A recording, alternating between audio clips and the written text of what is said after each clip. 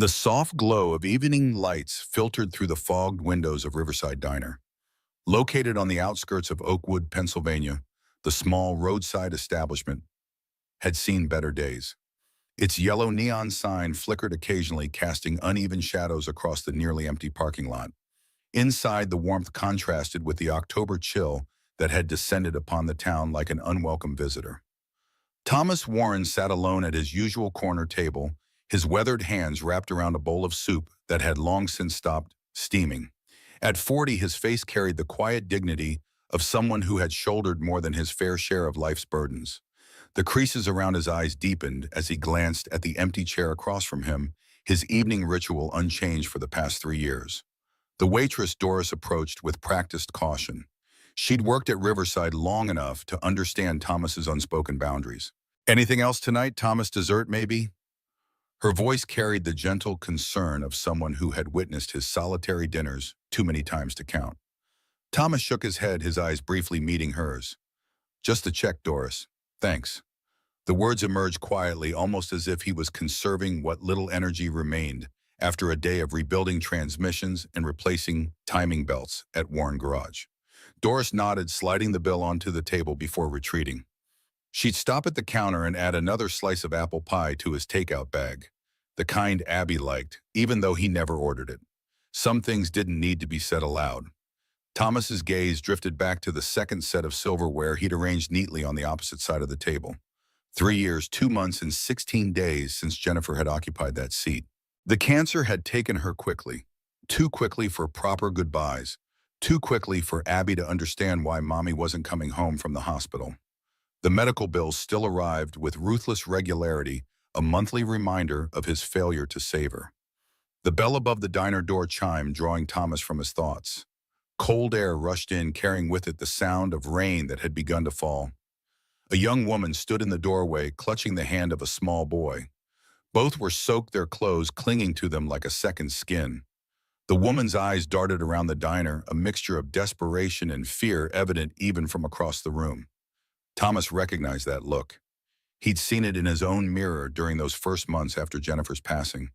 The expression of someone whose world had collapsed and who hadn't yet figured out how to exist in the aftermath. The woman spoke quietly to her son, trying to smooth his rain-matted hair with trembling fingers. Her voice barely carried across the nearly empty diner. "It's okay, Samuel. We'll warm up and figure things out." The boy, Samuel, couldn't have been more than 6. His small shoulders hunched forward as he pressed closer to his mother, eyes wide, as he surveyed the unfamiliar surroundings. A faded superhero backpack, their only luggage, hung from the woman's shoulder. Doris approached them with a menu, but the woman hesitated, her hand disappearing into her pocket to presumably count what little money remained there. The mental calculation played across her face, a familiar arithmetic of desperation. Thomas looked away, his eyes falling once more on the empty chair across from him. Jennifer would have already been halfway across the diner by now, inviting the strangers to join her. She'd been like that, unable to witness suffering without attempting to alleviate it. It was what had made her an exceptional nurse and an even better human being. The sound of approaching footsteps pulled him back to the present. The woman stood before his table, her composure clearly forced. Up close, the exhaustion etched into her features was unmistakable. Dark circles shadowed eyes that might once have sparkled. Her clothes, though soaked, hinted at better days. Quality garments now worn thin at the edges. "I'm sorry to bother you," her voice barely above a whisper. "My son is hungry. Could we stay a while?" The words seemed to cost her something valuable. Pride, perhaps, or the last remnants of the person she'd been before whatever circumstances had led her here. Samuel pressed against his mother's side, his small face a study in controlled fear. The boy was trying so hard to be brave, a weight no child his age should have to carry. Thomas felt something shift within him, a rusty door opening somewhere in his chest, without fully understanding why he found himself gesturing to the empty chairs. "Please sit down.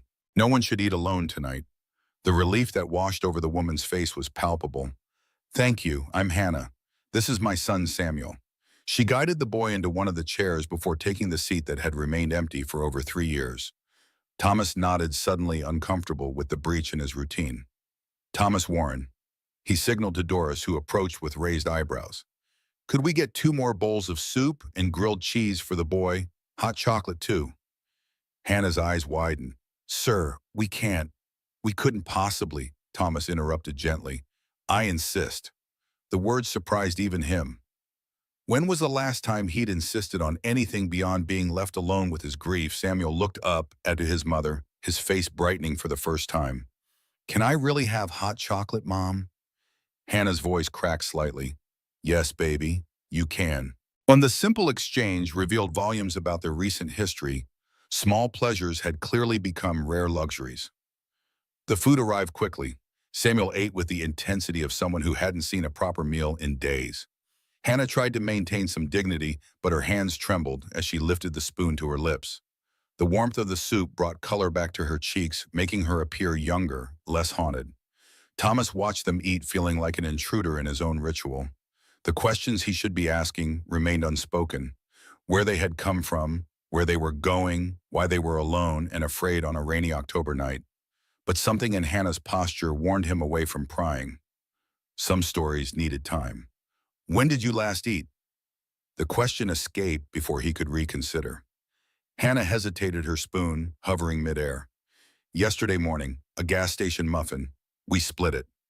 The statement was delivered matter-of-factly without self-pity, which somehow made it worse. Thomas felt his chest tighten. He knew hunger, the kind that came from stretching paychecks to cover mortgage payments and medical bills. But not like this.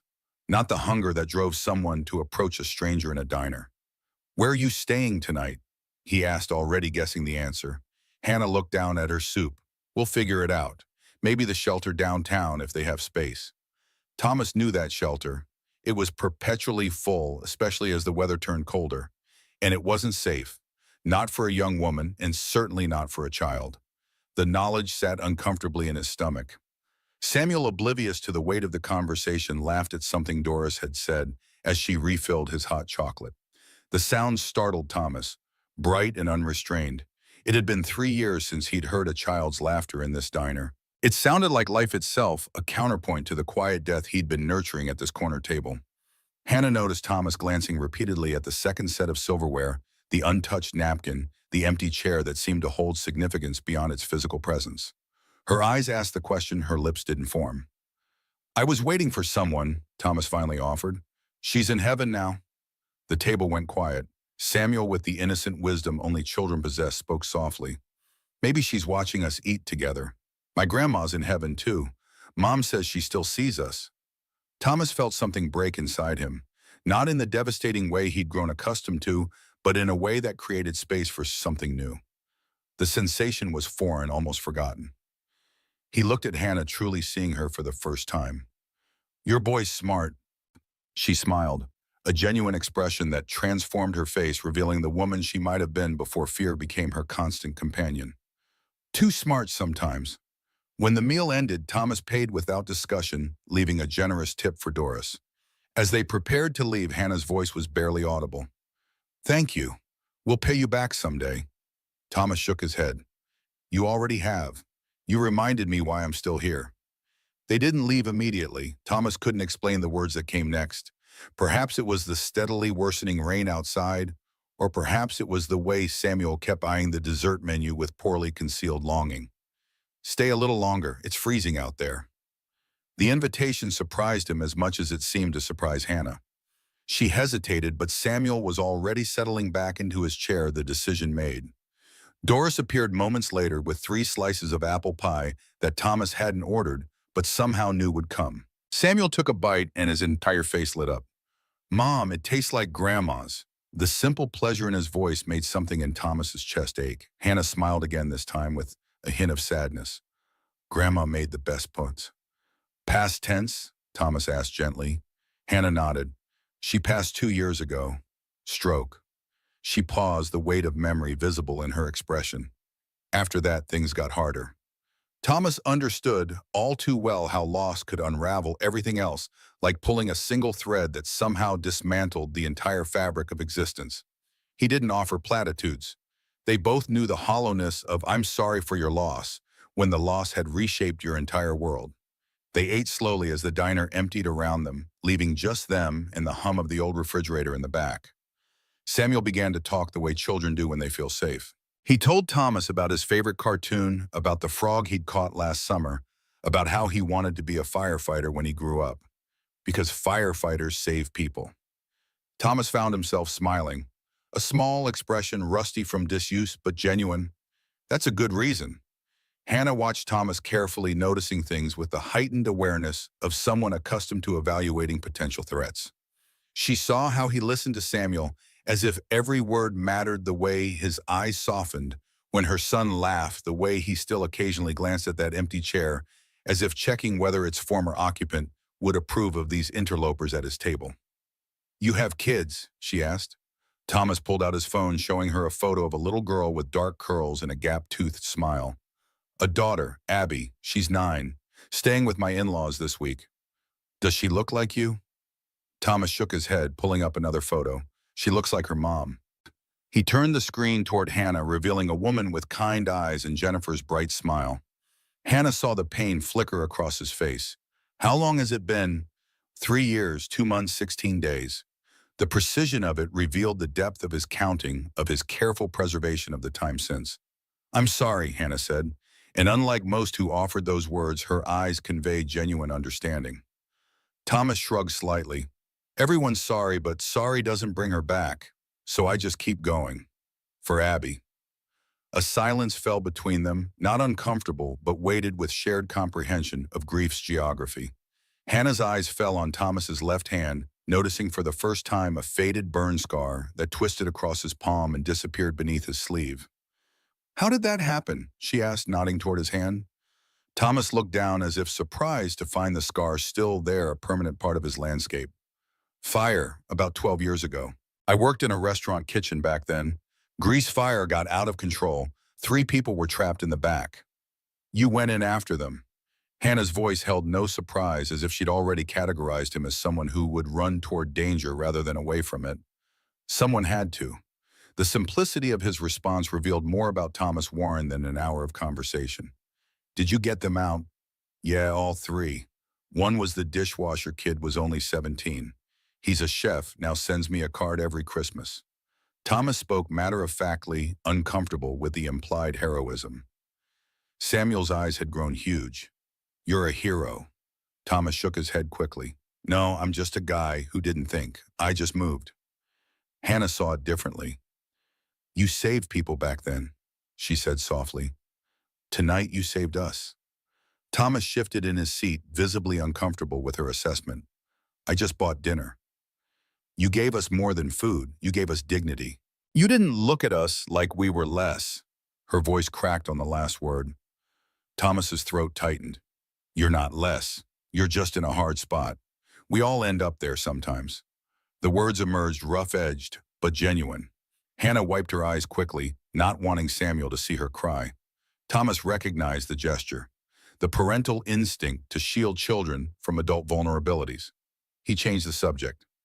"Where are you from, originally?" "Ohio, small town you wouldn't know."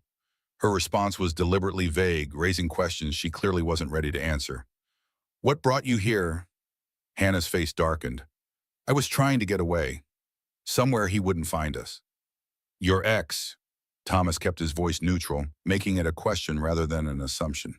She nodded once, a sharp movement that discouraged further probing. Thomas didn't push. Some stories needed to unfold in their own time, and he suspected Hannah's contained chapters no one should have to live through. Instead, he turned to Samuel. "What's your favorite subject in school, buddy?" The boy brightened immediately. "Reading, I'm on level 3. "That's great, you like stories." "Yeah, Mom reads to me every night." Samuel's innocent addition landed with unexpected force. "Even when we don't have a house." The guilelessness of the statement hit both adults like a physical blow. Hannah looked at Thomas, her expression a mixture of shame and defiance. "We've been staying in the car for 4 days. I lost my job 2 weeks ago, waitressing. The owner said I took too many sick days, but Samuel had the flu and I couldn't leave him. So he fired you for being a mom." Thomas couldn't keep the disgust from his voice. Hannah laughed bitterly. "Yeah, but it's reality." Thomas thought for a moment, an idea taking shape. "You looking for work?" desperately. But most places want references and address. She gestured vaguely. Things I don't have right now. Thomas pulled out his phone. My buddy owns a bakery 2 blocks from my garage. He's always looking for help. Early mornings, but good pay, and he doesn't ask questions. Hannah's eyes welled up. You'd do that. I'm doing nothing, just making a call. Thomas stepped outside, leaving Hannah and Samuel at the table. Through the window, Hannah watched him talking on the phone, gesturing occasionally before finally nodding with apparent satisfaction. When he returned, his expression had shifted from uncertain to resolved. You start tomorrow. 5 a.m. Marcus will train you. The simplicity of the statement belied its significance. Hannah couldn't speak. She covered her mouth with her hand, overwhelmed by this second act of kindness from a stranger. Samuel hugged Thomas's leg impulsively. Thank you, Mr. Thomas. Thomas crouched down to the boy's level. You're welcome, buddy. Take care of your mom, okay? She's pretty great. Samuel nodded with the seriousness of a child accepting an important mission. I know. She's the best. Thomas straightened and looked at Hannah, who still hadn't managed to form words. But you still need a place to sleep tonight. Hannah shook her head. You've done enough. We'll be fine. You'll freeze in that car. His tone brooked no argument. We have blankets. Hannah's pride was asserting itself, a fragile shield against overwhelming gratitude. Hannah, the way he said her name, firm but kind, stopped her protest before it fully formed. Let me help. Why? The question emerged as a whisper. You don't even know us. Thomas looked at the empty chair, then back at her. His next words emerged with the weight of hard-earned wisdom. Because someone should have helped me when I needed it, and no one did. I don't want to be that person. Would you have shared your table with a stranger? They left the diner together, stepping into the night that had turned crisp after the rain. Thomas walked them to his truck, a well-maintained Ford that had seen at least a decade of service. Get in, I'll drive you. Hannah hesitated at the passenger door. Drive us where? Thomas pulled out a set of keys, old brass worn smooth from years of use. I have an apartment. It's small, nothing fancy, but it's been sitting empty for 8 months. Why? Hannah's question contained multitudes. Because I couldn't let it go.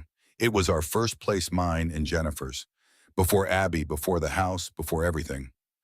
The admission cost him something, but the price seemed worth paying. Hannah shook her head. Thomas, we can't. It's just sitting there collecting dust, costing me money every month. You'd actually be doing me a favor. They both recognized the falsehood for what it was, a way to preserve her dignity. That's not true, Tessie. Hannah's voice was quiet but certain. Maybe not, Thomas conceded. But it's warm and it's safe, and your boy needs sleep. As if on cue, Samuel yawned, already half asleep against Hannah's side. Hannah looked down at her son, then back at Thomas. The internal battle played across her features. I don't take charity. Thomas's voice was firm but gentle. Then don't call it that. Call it a trade. You bring life back into a place that's been dead too long. That's payment enough. Why are you doing this? The question contained equal parts suspicion and wonder. Thomas looked at her, really looked at her, his expression stripped of pretense. Because 3 years ago, when Jennifer died, I stood in a hospital parking lot at 2 a.m. with a screaming baby and no idea what to do. And a nurse I'd never met gave me her phone number, told me to call anytime, day or night. His voice cracked. And I did. Dozens of times. She saved me. I never got to thank her properly. She moved away. I lost the number. But I think about her every day. So maybe this is me paying it forward. Maybe that's how it works. Hannah was crying now, silent tears tracking down her face. I'll pay you back somehow. I swear. I know you will. Thomas's voice gentled. But not with money. Just be okay. That's enough. They drove in silence, the rhythmic swish of the windshield wipers marking time. The apartment was on the second floor of an old building in a modest neighborhood. The stairs creaked beneath their feet, and the hallway smelled of old wood and dust. Thomas unlocked the door, revealing a small space. One bedroom, a tiny kitchen, a couch that had seen better days. But it was clean, and as the heating system hummed to life, warm. Hannah walked in slowly, as if afraid the entire scene might dissolve if she moved too quickly. Samuel, now fully awake, whispered in awe, Is this ours? Hannah knelt beside him. For now, baby. For now. Thomas showed her how the heater worked where the hot water switch was temperamental, which cabinet held extra blankets. He opened the refrigerator. I'll bring groceries tomorrow. For tonight, there's canned soup in the cabinet crackers. Not much, but it's perfect. Hannah interrupted, her voice steady for the first time that evening. Thomas nodded, suddenly awkward now that the immediate crisis had passed. Hannah walked around the small living room, taking in details of a life paused. She stopped before a framed photo on the wall, and her breath caught audibly. The photograph showed a woman with warm eyes and a bright smile wearing scrubs with a hospital badge around her neck. Thomas? Hannah called, her voice strange. He looked up from adjusting the heater. What's wrong? Hannah's voice was barely a whisper as she pointed at the photo with a shaking hand. Your wife. What was her name? Jennifer? Jennifer Warren. Why? Hannah turned to him, tears streaming down her face again. But these were different. Shocked, wondering. 10 years ago, my mom had a stroke. We were on vacation, didn't know the area. Rushed her to County General. It was chaos. I was 19, terrified, alone. Her voice broke. And this nurse, your wife, she held my hand the whole time. 4 hours in the ER, she stayed with me even after her shift ended. She talked to me, calmed me down, helped me understand what the doctors were saying. Thomas couldn't breathe. The room seemed to tilt on its axis. She told me her name. I never forgot it. Jennifer Warren. Hannah's eyes held wonder. I looked for her afterward to thank her, but she'd transferred to a different hospital. Thomas sat down heavily on the couch, the room spinning around him. 10 years ago, Jennifer had just started at County General. She'd come home that night exhausted, told him about a young girl who'd lost her mother, how scared she was, how Jennifer couldn't leave her alone. That was Jennifer. Always staying, always caring. And now, a decade later, that same girl was standing in their first apartment with a son of her own running from her own nightmare. This couldn't be coincidence. Sarah believed in signs, Hannah whispered. Said the universe connects people who need each other. Do you believe that? Thomas looked at Samuel, now curled up on the couch, then at Hannah. The question hung between them, important in ways neither could fully articulate. I didn't, he finally said. But maybe I should start. They sat in silence for a long moment, the apartment filled with something neither could name. Not quite hope, but perhaps its precursor. Can I tell you something? Hannah asked finally. Anything. When I left my ex, I had no plan, no destination. I just drove and I kept thinking, kept praying, please let someone help us. Just one person. That's all I need, one kind person. She looked at Thomas directly. And then you pulled out that chair. Thomas's eyes burned with unexpected emotion. I almost didn't. I almost told you the table was reserved because I was tired. Tired of people, tired of trying, tired of everything. What changed your mind? Samuel. Thomas's admission came easily. The way he said thank you before he even sat down. It reminded me of Abby, how she always thanks everyone, even when she's scared, even when she's hurting. Hannah nodded in understanding. Kids see the world different than we do. Yeah, they still believe in good people. The observation hung between them, a shared recognition of what they'd both lost and what their children somehow retained despite everything. Hannah stood and walked to where Thomas sat. In a gesture that seemed to surprise them both, she placed her hand briefly on his shoulder. You are a good person, Thomas. I'm just tired. The admission came from somewhere deep. You're good and tired. Those can both be true. Hannah's insight, simple but profound, settled something in Thomas. The moment was broken by Samuel's sleepy voice. Mr. Thomas. Thomas turned toward the boy. Yeah, buddy. Are you our guardian angel? Thomas's throat closed around any possible response. Hannah answered for him, her voice steady and certain. Yes, baby, he is. Samuel smiled and closed his eyes again, content with the answer. Thomas stood suddenly, needing space from the intensity of the moment. I'll come by tomorrow. Bring food check on you. Hannah walked him to the door. As he prepared to leave, she reached out and briefly grasped his hand. Thomas. He stopped waiting. Thank you for seeing us. Not everyone does. Thomas squeezed her hand once before releasing it. The words that came next surprised him with their certainty. You're hard to miss. He left quietly, descended the creaky stairs, and got into his truck. For the first time in 3 years, 2 months, and 16 days, Thomas Warren didn't feel alone. He felt like Jennifer was smiling somewhere, watching proud. He pulled out his phone and composed a text to his mother-in-law. "Bring Abby home tomorrow. I'm ready." Then he drove home, the radio playing softly. For once, he didn't turn it off. For once, the silence didn't hurt. Inside the apartment, Hannah tucked a blanket around Samuel's sleeping form. She stood at the window watching Thomas's taillights disappear down the street. Her hand went to the photo of Jennifer on the wall. "Thank you," she whispered to the smiling woman in scrubs. "I'll take care of him too." She couldn't explain what had happened tonight, how a chance encounter in a diner had somehow created a lifeline where none had existed before. For the first time since fleeing Ohio, Hannah allowed herself to consider a future beyond mere survival. She thought about the bakery job waiting tomorrow, about Samuel having a warm place to sleep, about Thomas and his daughter Abby. Hannah didn't believe in miracles. Life had taught her that lesson too thoroughly. But maybe, just maybe, Jennifer Warren had been right about the universe connecting people who needed each other. Maybe sometimes a chair meant to stay empty could become a seat at a table none of them knew they were seeking. With that thought warming her more effectively than the apartment's aging heater, Hannah curled up beside her son and slept without fear for the first time in months. Dawn broke over Oakwood in shades of purple and gold, illuminating Hannah's path as she hurried toward Golden Crust Bakery. Her breath formed clouds in the chilly October air, hands tucked into the pockets of Jennifer's old jacket that Thomas had brought over last night along with groceries. The garment smelled faintly of lavender and motor oil, an odd combination that somehow provided more comfort than any designer perfume ever could. Marcus Chen, a stocky man with laugh lines etched deep around his eyes, greeted her at the back entrance, his apron already dusted with flour despite the early hour. "You must be Hannah. Thomas mentioned you're an early riser." His warm handshake conveyed more welcome than his words.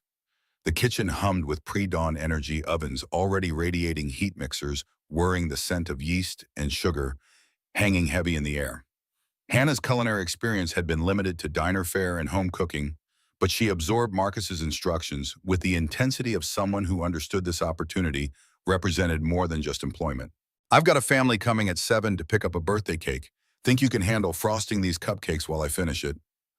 Marcus gestured toward 24 naked chocolate cupcakes cooling on wire racks. Hannah's hands trembled slightly as she took up the piping bag. It had been so long since anyone had trusted her with anything. The weight of it pressed against her chest, both terrifying and exhilarating. She began piping delicate swirls, muscle memory from childhood baking, with her mother guiding her movements. Marcus paused his own work, watching her technique. "Thomas didn't mention you had experience." Hannah continued, piping, her confidence growing with each completed cupcake. "My mother owned a small catering business back in Ohio. I helped her through high school and college." "College? What did you study?" Marcus slid a tray of sourdough into the massive oven. "Pre-med. I wanted to be a doctor." The words emerged tinged with the particular melancholy of abandoned dreams. "What happened?" Hannah's hand stilled momentarily. "Life, choices, Robert." The progression summed up 8 years of gradual diminishment in 3 words. Marcus nodded, asking no further questions. His silence conveyed more respect than curiosity ever could. "Well, those cupcakes look professional. Want to learn how to make our signature cinnamon rolls?" By 8 o'clock, Hannah had mastered 3 recipes, served her first customers, and earned the approval of Marcus's assistant, Eliza, a college student whose initial skepticism had melted in the face of Hannah's willingness to learn. The morning rush kept her too busy to worry about Samuel, who Thomas had promised to check on before taking him to register at the local elementary school. "Take these." Marcus pressed a white bakery box into Hannah's hands as her shift ended. "Chocolate croissants, Thomas said they're Abby's favorite. She's coming home today." The box felt like a peace offering for a war Hannah hadn't realized she was part of. "Thank you for everything." "Thank Thomas. Known him since high school, never seen him stick his neck out like this for anyone. Whatever you did, you woke something up in him." Marcus wiped his hands on his apron. "See you tomorrow, 5 sharp." Hannah walked the 6 blocks to Thomas's garage, the bakery box, a fragrant reminder of her first successful morning. The building stood at the corner of Maple and Pine, a converted filling station with Warren Automotive painted in faded blue letters across the brick facade. The sound of metal against metal guided her around back, where she found Thomas beneath the raised hood of an ancient Chevy. He straightened at her approach, wiping grease-stained hands on a rag. His expression softened upon seeing her, not quite a smile, but a lessening of the weight he seemed to carry in the lines of his face. "How'd it go?" "Marcus offered me 4 shifts a week. Said he might need more help with holiday orders coming up." Hannah lifted the bakery box. "He sent these for Abby." "She'll be thrilled. My mother-in-law is bringing her by after school." Thomas hesitated, the rag twisting between his fingers. "I was wondering if maybe you and Samuel would join us for dinner tonight. Nothing fancy, just spaghetti at the house. Thought it might be good for Abby to meet you both." Hannah recognized the invitation for what it was, a careful integration of their unexpected connection into Thomas's carefully structured life with his daughter. "We'd like that. Samuel hasn't stopped talking about meeting Abby since you showed us her picture." The sound of small, running feet interrupted their conversation. Samuel burst around the corner of the garage, his face alight with excitement. "Mom, I'm registered for school. I start tomorrow. Mr. Thomas got me a backpack with dinosaurs on it." Mrs. Wilson, an elderly woman with silver hair and kind eyes, followed at a more sedate pace. "He's a wonderful boy, Hannah. We had a lovely morning together." She'd volunteered to watch Samuel while Thomas handled the school registration, a neighbor's kindness that Hannah still found disorienting after months of suspicion and isolation. "Thank you for watching him, Mrs. Wilson." Hannah knelt to examine Samuel's new backpack, her throat tight with gratitude. "Any time, dear. Thomas tells me you're working at Golden Crust now. Marcus makes the best sourdough in 3 counties. Mrs. Wilson patted Hannah's shoulder. "I'm just across the hall if you need anything." "Anything at all." Thomas watched the exchange, a shadow of memory crossing his features. "Jennifer always said we chose that apartment building because of Mrs. Wilson. Said she had the kindest eyes she'd ever seen." Mrs. Wilson's smile faltered slightly. "Your Jennifer was a special soul. I still miss our Sunday tea." An old blue sedan pulled into the garage lot, interrupting the moment. A woman with Jennifer's eyes and a more severe mouth emerged from the driver's side, her posture rigid as she opened the back door. Abby scrambled out, her dark curls bouncing as she launched herself toward Thomas. "Daddy!" Her small arms wrapped around his waist with the fierce desperation of a child who had learned too young that loved ones could disappear. "I missed you so much." Thomas lifted her, his expression transformed by a joy so naked it felt almost intrusive to witness. "I missed you more, Abby Cat. Did you have fun with Grandma and Grandpa?" Abby nodded against his shoulder. "Grandpa took me fishing. I caught 3 bass and named them all Thomas because they had grumpy faces like you in the morning." Hannah found herself smiling at the child's unguarded affection, even as she noted the cooling expression on her grandmother's face. The older woman approached with measured steps, her gaze cataloging Hannah Samuel and Mrs. Wilson with barely disguised suspicion. "Thomas?" Her greeting carried the weight of unasked questions. "I wasn't aware you'd be having company." "Ellen, this is Hannah Davis and her son Samuel." Thomas set Abby down, his hand remaining protectively on her shoulder. "And you know Mrs. Wilson from the building?" Ellen's smile remained firmly in place, though it never reached her eyes. "Of course! Lovely to see you again, Mrs. Wilson." Her gaze shifted to Hannah, assessment clear in every line of her face. "And nice to meet you, Mrs. Davis. How do you know my son-in-law?"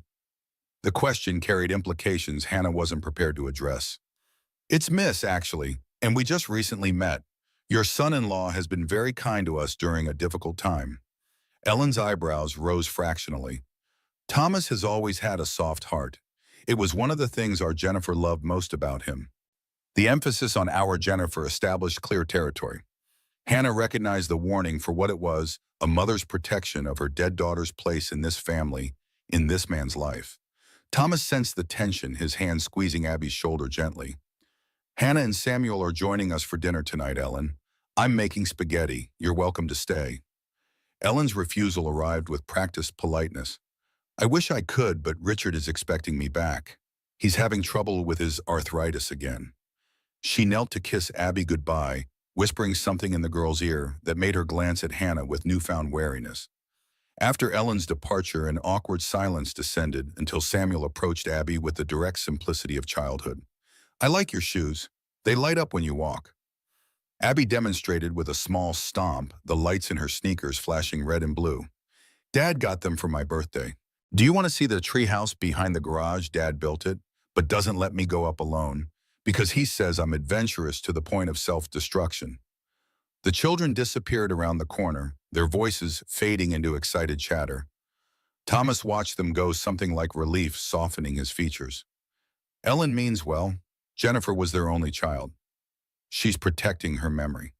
Hannah understood territorial instincts all too well. I would do the same for Samuel. It's not a competition, though.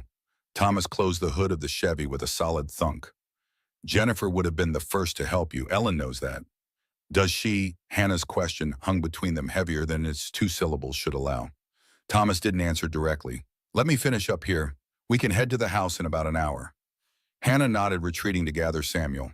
As she rounded the corner of the garage, her phone vibrated in her pocket, an unknown number. She answered hesitantly, stepping away from where the children played. Hannah Davis. The male voice was unfamiliar. Yes. This is Detective Michael Rivera with Oakwood PD. We received an alert from the Ohio State Police. Robert Davis has filed a missing persons report for you and your son. Hannah's knees weakened. She leaned against the garage wall for support. We're not missing. We left. Her voice dropped to a whisper. He knows that. Ma'am, in situations like this, we're required to follow up. I'd like you to come by the station to clear this up. Just routine. Nothing about Robert had ever been routine. Is he there in Oakwood? Not to my knowledge, ma'am, but he's made some concerning allegations. It would be better to address them in person. Hannah's mind raced through implications and consequences. I'll be there in 30 minutes. She found Thomas in the office portion of the garage, invoices spread before him. I need to go to the police station. Robert filed a missing persons report. Thomas stood immediately concerned, etching new lines around his eyes. I'll drive you. No, Hannah's refusal came too quickly. She softened her tone. This is my mess. Samuel's excited about dinner with Abby. I don't want to ruin that. She hesitated. Could he stay with you while I handle this? The trust implicit in the request hung between them, weighty and significant. Thomas nodded once. Of course, but call me if you need anything. Anything at all. Hannah's walk to the police station took her through Oakwood's main street, past shops and cafes where normal people led untroubled lives. The precinct occupied a red brick building with American flags flanking the entrance. Inside, fluorescent lights buzzed overhead as she approached the front desk. I'm Hannah Davis. Detective Rivera called about a missing persons report. The desk sergeant directed her to a small interview room where Rivera, a middle-aged man with salt and pepper hair and tired eyes, waited with a folder open before him. Mrs. Davis, thank you for coming in. His formality set her teeth on edge. It's Miss. I left my husband 6 months ago. Hannah sat across from him, back straight, hands folded on the table to hide their trembling. Rivera consulted the file. Your husband claims you disappeared with your son during a custody exchange. He's filed for full custody, citing mental health concerns. A bitter laugh escaped before Hannah could contain it. Of course he has. This isn't a laughing matter, Miss Davis. Child custody disputes can become complicated. Hannah leaned forward. Has he told you why I left? Has he mentioned the 3 hospitalizations for accidents that weren't accidents at all? Or the restraining order I filed in March that was mysteriously dismissed? Did he tell you he threatened to kill us both if I ever tried to leave again? Rivera's expression remained professionally neutral. He's provided medical documentation of your treatment for anxiety and depression. Conditions that developed during my marriage, detective. Imagine that. He also claims you have been withholding his property, a USB drive containing important business documents. Hannah's blood ran cold. The USB drive hidden in Samuel's dinosaur toy contained financial records she discovered, accidentally evidence of Robert's involvement in a prescription drug operation running through his real estate developments. She'd copied the files as insurance before fleeing. I don't have any USB drive. Rivera studied her face. Your husband seems very determined to find it. Robert is very determined about many things, detective, control being chief among them. The interview continued for another 40 minutes, Rivera probing for inconsistencies, while Hannah carefully navigated the territory between truth and safety. She provided her current address and employment, establishing legitimate reasons for her presence in Oakwood, while omitting Thomas's involvement entirely. One last question, Miss Davis. Do you feel your son is in danger from his father? The directness caught her off guard. Yes. The single syllable carried years of accumulated fear. Every day since we left. Rivera closed the file. I'll update the report to show you're not missing. However, without a current custody agreement, this remains a civil matter. I'd suggest contacting a family law attorney. Hannah stood on unsteady legs. Is that all? For now, we'll be in touch if anything changes. Outside the station, Hannah leaned against a lamppost, gulping fresh air into lungs that suddenly seemed too small. Robert knew where they were now. The fragile sense of security she'd built over the past 24 hours collapsed like a house of cards. Her phone rang Thomas. She answered with trembling fingers. Hannah, everything okay? His concern traveled clearly through the connection. He's looking for us. She couldn't elaborate further on a public street. For the USB, Thomas's voice lowered. Come back to the garage. We'll figure this out. I can't involve you in this. It's not safe. You already have. His certainty provided unexpected ballast. We're in this together now. Hannah retraced her steps to Warren Automotive, her mind cataloging potential escape routes, even as another part of her yearned for the stability Thomas in this small town represented. She found him waiting outside, tension evident in the set of his shoulders. The kids are inside with Eliza Marcus's assistant, offered to watch them while I close up. Thomas guided her to a bench behind the garage, sheltered from street view. Tell me everything. The story spilled out in halting fragments, how she'd discovered financial records on Robert's laptop showing massive cash deposits from a company that didn't exist. How she'd copied the files after witnessing a late-night meeting between Robert and men she later identified as connected to an opioid distribution network. How her depression had conveniently worsened after she'd started asking questions, leading to medications that left her disoriented and compliant. The last straw was when he hit Samuel for spilling juice on some paperwork. I packed that night, took the USB as insurance, and left while Robert was at a business dinner. Hannah's hands twisted together in her lap. I thought we'd covered our tracks. I used cash, stayed off highways, avoided cameras. Thomas absorbed her story in silence, his expression growing progressively darker. You need a lawyer. I need to leave. Hannah stood abruptly. He'll come here, Thomas, and he won't care who gets hurt. Running didn't solve the problem before. Why would it now? Thomas rose to face her. You have something he wants. Use it. You don't understand what he's capable of. I understand that you've been fighting this battle alone for too long. Thomas's voice softened. You don't have to anymore. The simple declaration pierced Hannah's carefully constructed defenses, tears she'd been suppressing since the police station spilled over. I can't risk Samuel. I can't risk you and Abby. Some risks are worth taking. Thomas hesitated before placing a hand on her shoulder, the touch tentative yet grounding. Jennifer used to say that courage isn't the absence of fear, it's action in the face of it. Hannah looked up at him, really seeing the man who had unexpectedly become her ally. The stoic exterior housed a depth of understanding she hadn't encountered in years. What would Jennifer say about harboring fugitives? She'd make up the guest room and ask what time dinner should be served. A ghost of a smile crossed his face. Jennifer believed in doing the right thing, consequences be damned. Sounds like someone who would hold a stranger's hand through the worst night of her life. Hannah wiped her eyes. I don't want about a pointer. Thomas nodded once decision made. Then you won't run, you'll fight, and you won't do it alone. In the garage office, they found Eliza supervising an impromptu art session. Samuel and Abby hunched over paper spread across Thomas's desk, crayons scattered between them. Abby looked up first, her dark eyes so like her mother's in the photographs, assessing Hannah with unnerving perception. Samuel says you're staying in Mom's old apartment. No preamble, just direct inquiry.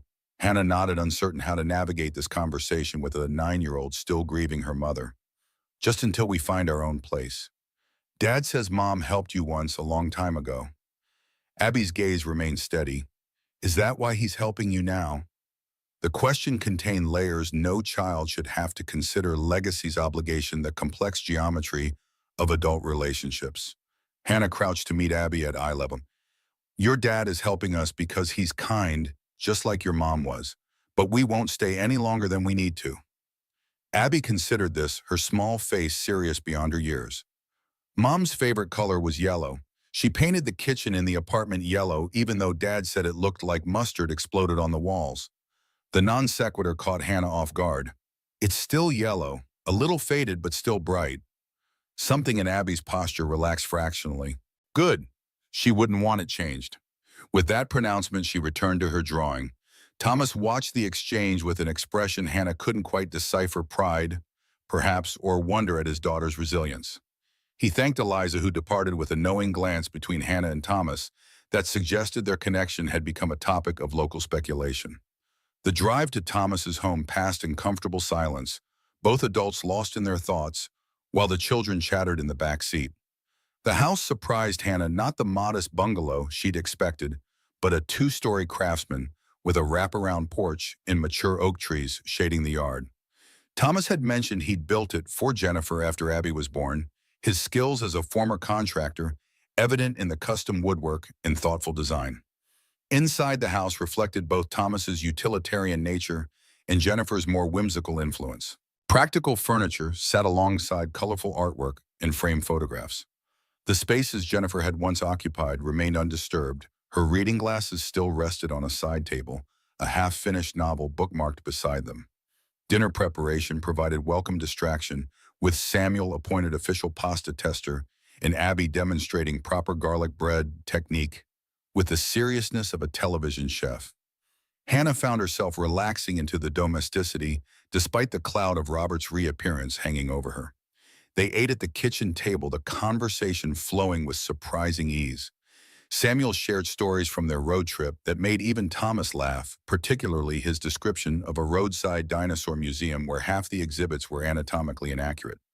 The T-Rex had 3 fingers, everyone knows they have 2, Samuel demonstrated with his own hands, his indignation eliciting a giggle from Abby. Maybe it was a mutant dinosaur, Abby suggested.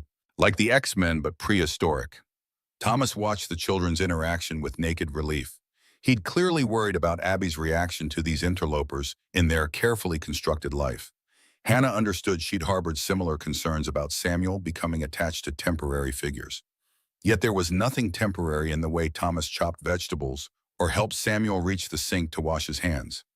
Nothing temporary in how Abby showed Samuel her rock collection with the solemn importance of sharing treasure. The 4 of them moved around each other with increasing comfort, finding rhythms that suggested possibility rather than impermanence. After dinner, Thomas supervised bedtime for the children, Abby in her room upstairs, Samuel on the living room couch with an assortment of pillows and blankets that transformed the space into a fort. Hannah found herself in the kitchen, hands immersed in warm, soapy water, as she washed dishes with mechanical precision, her mind elsewhere. Thomas returned to find her still scrubbing a pot that had been clean for several minutes. They're asleep. Samuel didn't even make it through the second page of the story. Hannah nodded, not trusting her voice. The domesticity of the evening had awakened a longing she'd thought safely buried for normality, for safety, for a home where fear didn't permeate the walls. Thomas gently took the pot from her hands. You're going to scrub right through the bottom.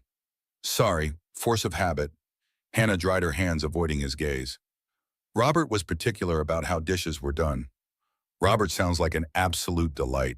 The dry observation startled a laugh from Hannah. Thomas hung the dish towel precisely on its hook. I called Marcus earlier. He knows a lawyer, Catherine Monroe. She specializes in domestic violence cases. She can see you tomorrow at 10. Hannah stiffened. I can't afford a lawyer. Marcus already arranged it, pro bono at least initially. Thomas held up a hand to forestall her protest. Before you argue about charity, remember that USB drive is leverage. Use it. It's not that simple. Those files implicate people with resources and connections. Once I reveal what I have, we lose our only protection. Thomas considered this, leaning against the counter. Then we need to be strategic. Meet with Catherine first. Figure out a legal approach to the custody issue, then decide how to handle the evidence. Hannah couldn't help but notice his continued use of the plural. Unless you'd rather tackle the Ohio criminal underworld alone. His attempt at levity fell flat. Yes, I'm involved now, whether you like it or not. Hannah looked around the kitchen at the refrigerator covered in Abby's artwork, the worn wooden table where a family had shared thousands of meals, the space Jennifer had once ruled with yellow walls and laughter. I never wanted to drag anyone else into this mess. You didn't drag me anywhere. I offered you a chair, remember? Thomas's voice gentled.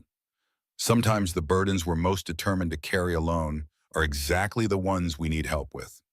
The truth of it settled between them, undeniable and oddly comforting. Hannah nodded once, accepting what she couldn't change. Okay, I'll meet with the lawyer. Thomas smiled, a real one this time, transforming his face in ways that made Hannah suddenly aware of him as more than just her benefactor. Good. Now there's ice cream in the freezer that's not going to eat itself. The evening concluded with bowls of vanilla ice cream topped with chocolate sauce eaten at the kitchen counter while they discussed practical matters. Samuel's first day of school tomorrow, Hannah's work schedule at the bakery, the logistics of their temporary living arrangement. The normalcy of it felt both foreign and right, like returning to a homeland Hannah had forgotten existed. Later, as Thomas drove them back to the apartment, Samuel asleep in the back seat, Hannah found herself studying his profile in the dashboard light. The grief was still there, etched into the lines around his eyes and mouth, but something else had emerged alongside it, a cautious revival of the man he must have been before loss hollowed him out. Thank you, she said softly as he pulled up outside the apartment building. For dinner, for everything. Thomas nodded, his eyes meeting hers briefly. See you tomorrow. I can drop Samuel at school on my way to the garage. That would be great. Hannah gathered her sleeping son Thomas, helping to transfer him without waking him. At the building entrance, she turned back. Thomas, he paused, key in the truck's ignition. Jennifer would be proud of you for pulling out that chair. Something shifted in his expression, pain and gratitude intertwined. He nodded once before driving away, taillights disappearing around the corner. Inside the apartment, Hannah settled Samuel in the small bedroom before returning to the living room. She removed the USB drive from its hiding place inside Samuel's stuffed dinosaur, turning the small device over in her hands. Such a tiny thing to contain so much danger. Her phone chimed with a text from an unknown number. The message consisted of a single line that froze the blood in her veins. Yellow walls suit you. Always did prefer you in bright colors. Hannah dropped the phone as if burned. Robert had found them. Not just the city, he knew exactly where they were staying. The implications cascaded through her mind like falling dominoes. He'd been watching. He might have followed her from the police station. He could be outside right now. Her hands shaking violently, Hannah checked the locks on the door and windows, pulled the blinds, then gathered Samuel's sleeping form and relocated him to the living room couch where she could keep watch. Sleep proved impossible, every creak and shadow transforming into threats that kept her heart racing until dawn painted the room in pale gold light. Morning arrived with cruel brightness, the sun illuminating Hannah's exhausted features in the bathroom mirror. Dark circles underscored eyes, red from vigilance, her skin pale from a night without rest. She splashed cold water on her face, mentally calculating next steps. They couldn't stay here now that Robert knew their location, couldn't impose further on Thomas and risk drawing danger to his doorstep, couldn't run without resources she didn't possess. The lawyer appointment represented their best immediate hope. Hannah dressed with careful attention to appearance, selecting the most professional outfit from her limited wardrobe. Perception mattered in these situations. Looking stable, capable, and put together could influence outcomes as much as facts and evidence. Samuel woke cheerful and excited for his first day of school, blissfully unaware of the dangers circling their fragile new beginning. Hannah maintained a bright facade throughout breakfast, answering his questions about classroom, procedures, and lunch options with manufactured enthusiasm that felt like glass shards in her throat. Thomas arrived precisely when promised, his truck idling outside the building. Hannah watched through the window as he approached, his steady gait and broad shoulders providing visual reassurance she hadn't realized she craved. She opened the door before he could knock. Good morning. Coffee. She gestured toward the kitchen, her voice overly bright. Thomas paused on the threshold, eyes narrowing slightly as he registered her appearance. You didn't sleep. Hannah abandoned the pretense immediately. Robert texted me last night. He knows we're here, in this apartment. Thomas's expression darkened. Show me. She retrieved her phone, displaying the message that had shattered her brief sense of security.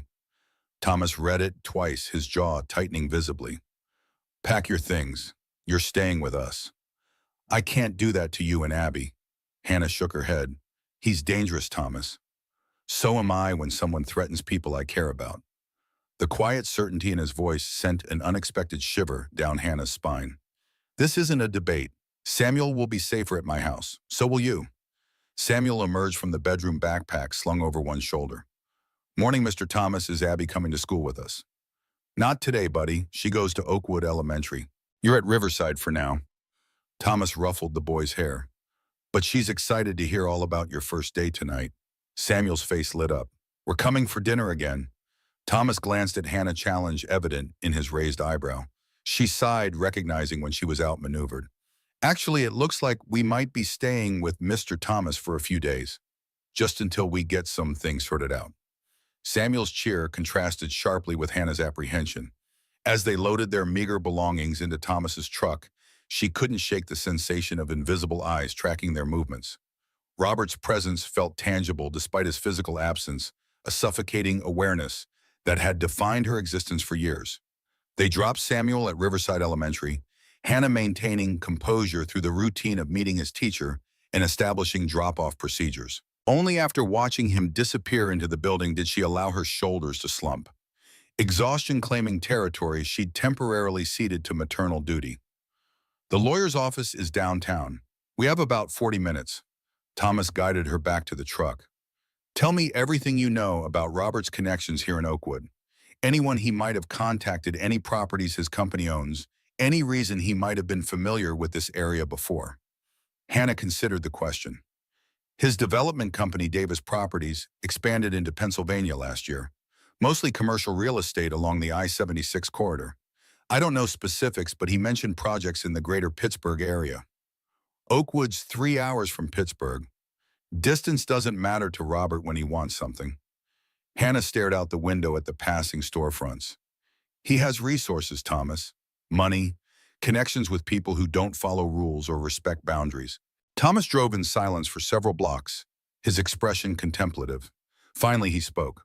I grew up here. My father worked that garage for 40 years before me. I know every back road, every building, every family worth knowing. This is my territory, not his. The quiet confidence in his assertion provided more comfort than it should have. Hannah had learned the hard way that protection was often temporary, conditional, and ultimately unreliable. Yet something about Thomas Warren, his steadiness, his unpretentious strength, his matter-of-fact assumption of responsibility, made her want to believe. Catherine Monroe's law office occupied the second floor of a converted Victorian on Oakwood's Main Street. The attorney herself presented a stark contrast to her quaint surroundings, sharp-featured and precise, in a charcoal suit with silver-streaked black hair pulled into a severe bun. Her handshake was firm, her assessment of Hannah immediate and thorough. Marcus mentioned your situation involves both custody issues and potential criminal evidence. Catherine gestured them to comfortable chairs across from her desk. Let's start with the custody aspect, as that's likely more time-sensitive. For the next hour, Hannah detailed her marriage, the progression of Robert's controlling behavior, the incidents of physical abuse, and her concerns regarding Samuel's safety. Catherine took meticulous notes, interrupting occasionally with pointed questions that revealed her experience with similar cases. Ohio is generally favorable towards shared custody arrangements, even in cases involving allegations of domestic violence. Catherine's directness was somehow more comforting than false reassurance would have been. However, documentation is critical. You mentioned in hospital visits, do you have records? Hannah nodded. In a storage unit in Columbus. I kept copies of everything, including photos of injuries and voice recordings from the worst incidents. Good. Regarding the USB drive and potential evidence of criminal activity, that's more complicated. Leveraging that information without endangering yourself requires careful coordination with appropriate authorities. Catherine tapped her pen against her legal pad. I have contacts in the federal prosecutor's office who handle drug trafficking cases. With your permission, I'd like to discuss your situation with them anonymously at first. Hannah hesitated, glancing at Thomas. He had remained a silent, supportive presence throughout the interview, absorbing information without judgment. His slight nod bolstered her resolve. Yes, whatever it takes to keep Samuel safe. Excellent. Now for immediate protective measures. Catherine's efficiency was reassuring. I'll file for an emergency temporary custody order today. Given the circumstances, and Robert's recent contact, we have grounds for a temporary restraining order as well. Hope flickered tentatively in Hannah's chest. How long will that take? The paperwork will be filed by this afternoon. Enforcement is the bigger challenge. Catherine's gaze shifted to Thomas. Mr. Warren, I understand Hannah and her son are currently staying with you. Thomas nodded, his expression revealing nothing. While I commend your generosity, you should be aware this potentially places you and your daughter in a complicated position. Robert Davis sounds like a man who doesn't respect boundaries. I'm aware of the risks. Thomas's simple statement contained no bravado, just calm acceptance of reality. Catherine studied him before turning back to Hannah. I'd recommend alternative accommodations once the protective orders are in place, perhaps through our county's safe housing program. We'll consider all options. Thomas's phrasing, the collective we, didn't escape either woman's notice. As they left the law office, Hannah felt simultaneously lighter and more burdened. Progress toward legal protection, balanced against the knowledge that systems and paperwork provided limited defense against a determined adversary. Thomas checked his watch. I need to stop by the garage before picking up Abby.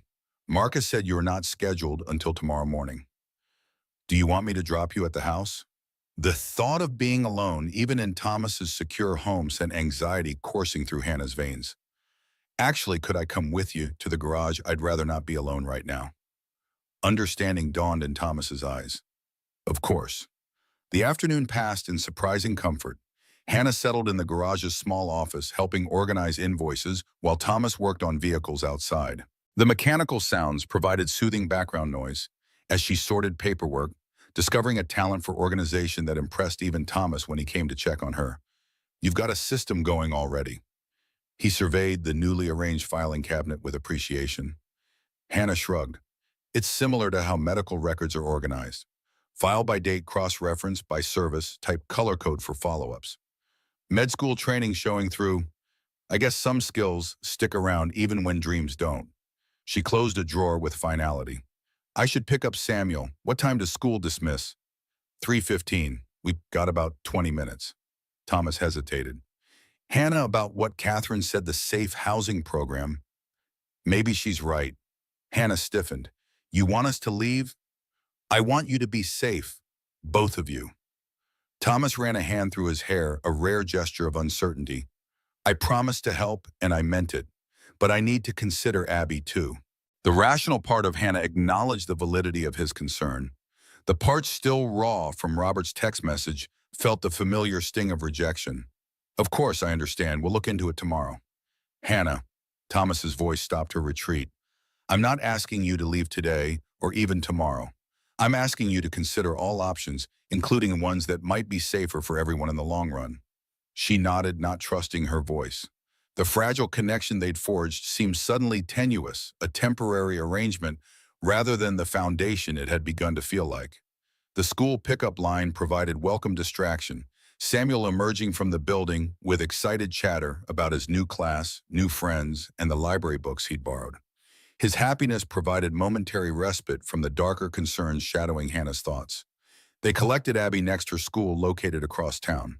Unlike Samuel's exuberant exit, Abby emerged with measured steps, her expression serious, until she spotted Thomas waiting.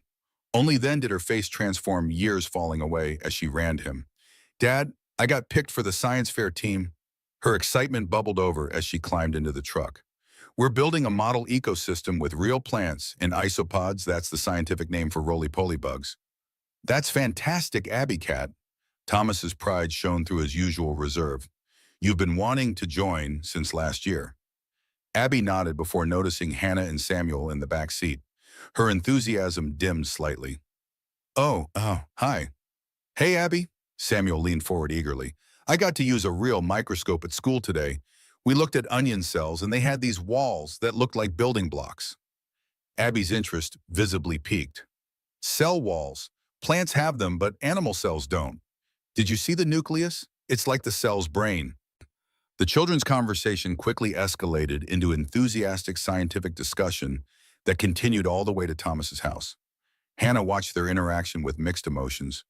Joy at Samuel's easy adaptation and budding friendship with Abby, concern that these connections would inevitably be severed when circumstances changed. At the house, Thomas directed the children to homework while he and Hannah prepared dinner. They moved around each other with surprising coordination, Hannah chopping vegetables while Thomas seasoned chicken for roasting. The domesticity felt dangerously comfortable, as if they'd been sharing a kitchen for years rather than days. Samuel seems to be adjusting well. Thomas slid the pan into the oven. His teacher called me today, said he is academically advanced for his grade, reading at a fourth grade level. Pride warmed Hannah's chest. He's always loved books. Even when we were living in the car, he insisted on keeping his favorite stories. Said they were like portable homes. Smart kid. Thomas leaned against the counter, studying her. You've done an incredible job with him, Hannah, despite everything. The simple acknowledgement of her efforts, so rarely recognized, brought unexpected tears to Hannah's eyes. She blinked them away, focusing on the carrots beneath her knife. I've made plenty of mistakes. We all have. Doesn't diminish what you've gotten right. Thomas handed her a towel as her phone rang from the counter. Hannah checked the display, an unknown local number. With trembling fingers, she answered and set it to speaker. Hello, Hannah Davis, a female voice professionally detached. Yes, this is Gloria Ramirez from Riverside Elementary. There was an incident this afternoon just after dismissal. A man attempted to sign Samuel out, claiming to be his father. When questioned, he became agitated and left the premises. As per your custody documentation, we didn't release Samuel, but I wanted to make you aware immediately. Hannah's vision tunneled the kitchen, receding to a distant point as panic surged. Did he, Samuel? Your son is fine, Ms. Davis. He was already with you when this occurred, but I've alerted our security staff and will need updated pickup authorization forms from you tomorrow. Thomas placed a steadying hand on Hannah's shoulder as she struggled to form coherent thoughts. Was there a name given, a description? The man identified himself as Robert Davis, mid-30s, well-dressed, driving a black Audi SUV with Ohio plates. Our security cameras captured images that I've forwarded to the address on file. Thank you. Hannah ended the call, her phone slipping from nerveless fingers to clatter on the counter. He's here. He tried to take Samuel. Thomas's expression hardened. I'm calling Catherine, then the police. He reached for his own phone, punching in numbers with controlled precision. Stay with the kids. Don't answer the door. Don't look outside.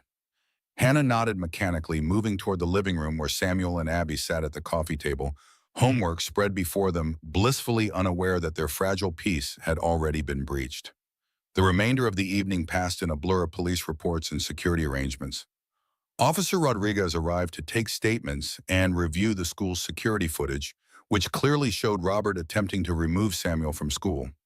Catherine called to confirm the emergency custody order had been granted, with a temporary restraining order to follow tomorrow. Thomas transformed before Hannah's eyes, his usual quiet competence amplified into a controlled intensity that brooked no argument.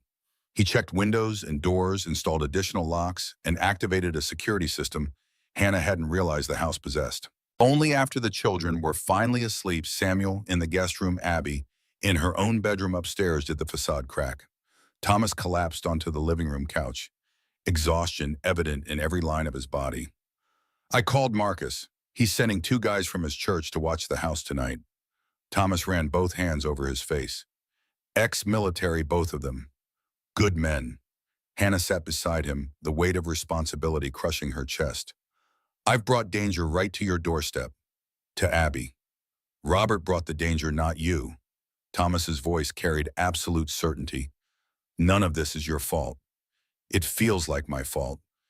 From the moment I married him to right now, sitting in your living room while strange men prepare to guard your house because of my mistakes. The words tumbled out, gathering momentum. I should never have involved you. Should have kept running until we disappeared completely. And then what, keep running forever? That's not living, Hannah. That's just surviving. Thomas turned to face her fully. Samuel deserves more. So do you.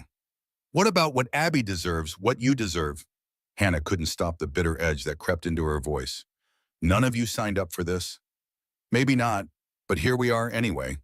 Thomas's steady gaze anchored her amid the storm of guilt and fear. Jennifer used to say that life rarely asks permission before changing course. All we can do is adjust our sails and keep moving forward. The mention of Jennifer, invoked not as a ghost between them, but as a source of wisdom they could share, loosened something in Hannah's chest. She sounds like she was an amazing woman. She was. Thomas's smile held sadness, but no longer appeared weighted with unprocessed grief. Stubborn as hell, too. Would have taken Robert apart with her bare hands for threatening a child. Hannah found herself smiling despite everything. I would have paid to see that. Me too. Thomas checked his watch. Marcus's friends should be here soon. You should try to sleep. Tomorrow's going to be challenging. Hannah nodded, though the prospect of sleep seemed remote with danger circling so close. She rose to leave, pausing at the threshold. Thomas, he looked up, eyebrows raised in question. Thank you for not sending us away, for protecting us like we're... She trailed off, uncertain how to characterize what they had become to each other in such a short time. Family. Thomas supplied the word, hanging between them with unexpected weight. Hannah nodded, unable to speak past the sudden tightness in her throat. Get some rest, Hannah. Thomas's voice gentled. We'll face tomorrow together. Later, lying in the darkness of the guest room with Samuel's steady breathing beside her, Hannah stared at the ceiling and contemplated that word, family. How easily Thomas had offered it, how perfectly it seemed to fit the connections forming between them, despite the circumstances that had brought them together. She thought of Jennifer's yellow kitchen walls, of Abby's science fair excitement, of Thomas checking locks with the fierce protectiveness of someone defending his own. She thought of Samuel laughing with Abby over homework, of the way he'd begun to flourish just in these few days of stability and safety. Hannah's hand drifted to the USB drive still hidden in her pocket, the key to their freedom and potentially their destruction. Tomorrow would bring difficult decisions about how to use it, what risks to take, what prices to pay for security. But for tonight in this house guarded by strangers who had become allies, Hannah allowed herself to consider a future beyond survival. A future that included yellow walls and dinner conversations and people who pulled out chairs for strangers because it was the right thing to do. For the first time since fleeing Ohio, Hannah slept without fear, wrapped in the protective embrace of what might, against all odds, be becoming a home. This reminder seems irrelevant to our technical writing collaboration, so I'll continue as normal. Dawn painted the eastern sky in crimson and gold as Hannah stood at Thomas's kitchen window, coffee mug warming her palms. James and Pete remained vigilant on the porch, their quiet conversation occasionally drifting through the screen door. Throughout the night, they'd maintained their watch with military precision, their professionalism both reassuring and unsettling. Thomas entered silently, his presence announced only by the subtle shift in the room's atmosphere. Showered and dressed for the day, the scent of soap and motor oil following him like a signature. Any sign of trouble? Quiet night, too quiet almost. Hannah sipped her coffee, disguising the tremor in her hands. That's Robert's specialty, making you wait, making you doubt yourself. Thomas poured coffee, the ceramic mug looking oddly delicate against his weathered hands. Catherine called. The restraining order was granted. She's bringing the paperwork to the garage this morning. A legal shield existed now, flimsy protection against a man who had never respected boundaries. Hannah set down her mug with quiet determination. I'm turning over the USB drive today to Catherine's federal prosecutor contact. Thomas studied her, face expression neutral. You're certain? As long as Robert believes I have it, he'll keep coming. Using it is our only path forward. Hannah met his gaze steadily. I've been hiding long enough. A noise from the doorway interrupted their conversation. Abby in rumpled pajamas, dark curls forming a chaotic halo around her sleep-softened face. She glanced between the adults with the heightened perception of children who've learned to read emotional undercurrents. Is something bad happening? Thomas knelt to her, level voice gentle. Some grown-up problems we're working on. Nothing for you to worry about. Abby's skeptical expression revealed she found this assessment lacking. Is it about Samuel's dad, the one who tried to take him from school? Hannah joined them, crouching beside Thomas. Yes, it is. Samuel's dad isn't a good person. He's trying to make us go back with him, but we don't want to. Because he hurt you. Abby's statement carried no question, just simple certainty. Hannah swallowed hard. Yes, and I'm worried he might hurt Samuel too. Abby considered this with solemn deliberation. My friend Zoe's mom was hurt by her dad. They lived in a special house with other moms and kids until the police made him stop. Is that happening now? Thomas and Hannah exchanged surprised glances at the child's matter-of-fact understanding. Something like that, Thomas confirmed. Hannah is being very brave, just like Zoe's mom. Abby's small hand touched Hannah's arm. Dad will help. He fixed Mrs. Henderson's fence when those high school boys broke it. He didn't even tell their parents as long as they helped rebuild it. He's good at fixing broken things. The simple faith in her father's abilities brought unexpected tears to Hannah's eyes. She blinked them away before Abby could notice. That's why we're here. Your dad is helping us fix some broken things. Abby nodded, satisfied with this explanation. Can I wake up Samuel? I want to show him my science project before breakfast. After Abby dashed toward the guest room, Thomas turned to Hannah. Kids understand more than we realize, and accept things adults would question. Hannah straightened, her decision solidified after Abby's innocent endorsement. I need to call Catherine, let her know I'm ready. The morning progressed with tense efficiency. Breakfast for the children, last-minute homework checks, careful school drop-offs with James for providing security. Hannah rode with Thomas to the garage afterward. The USB drive awaited presence in her pocket. Catherine arrived precisely at 9, accompanied by a man whose unremarkable appearance belied the authority in his bearing. Hannah, this is Special Agent Paul Grayson, FBI Financial Crimes Division. He's here to discuss your evidence. In the garage's back office, Thomas closed the repair bay temporarily for privacy. Hannah removed the USB drive from her pocket, placing it on the desk. It contains financial records showing large cash deposits from a shell company called Midwest Pharmaceutical Supply. There are meeting minutes, property listings, and emails discussing distribution points and product movement that clearly aren't referring to legitimate real estate. Agent Grayson connected the drive to a secure laptop, scanning files with practiced efficiency. His expression remained neutral, but his posture grew increasingly alert. This is extensive. How did you obtain these files? They were on Robert's laptop. He left it open after drinking too much at a company dinner. I saw figures that didn't match anything in the official accounts. Hannah's hands twisted in her lap. I copied everything before he woke up. And he knows you have this information. Yes, it's why he's so desperate to find us, not because he wants his family back, but because he needs to contain the damage. Hannah glanced at Thomas, drawing strength from his steady presence. Robert's properties are being used as distribution points for prescription drugs diverted from legitimate supply chains across 3 states. Agent Grayson nodded. Based on my review, you're correct. This appears to be evidence of a significant operation moving controlled substances through commercial real estate channels. He addressed Hannah directly. Ms. Davis, I won't sugarcoat this. Your testimony combined with these records could be instrumental in building a case against a substantial narcotics trafficking operation. However, your involvement would not remain confidential. Your ex-husband would know you provided this evidence. The implications hung heavy in the small office. Catherine leaned forward, protective instincts evident. What protections can you offer my client? Witness security is a possibility depending on how the case develops and the level of threat assessed. Grayson's gaze remained steady on Hannah. But I need to be clear, that would mean relocation, new identities, severing all connections to your current life. The room seemed to tilt as Hannah absorbed the enormity of the choice before her. Witness protection would mean safety, but at the cost of their tentative roots in Oakwood. No more Golden Crust Bakery, no more friendship between Samuel and Abby, no more Thomas. I need time to think. Hannah's voice sounded distant to her own ears. This affects my son's entire future. Of course, Agent Grayson handed her his card. We'll secure the evidence and begin preliminary investigation based on what you've provided. When you're ready to discuss next steps, call me directly. After the agent departed with the USB drive, Catherine remained to discuss the practicalities of the restraining order and custody arrangement. The emergency order grants you full temporary custody with no visitation for Robert until a formal hearing scheduled 2 weeks from today.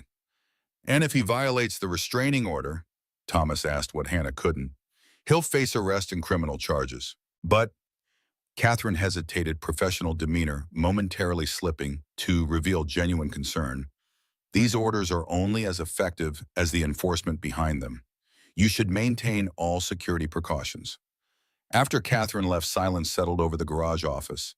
Hannah traced grain patterns in the wooden desk with her fingertip.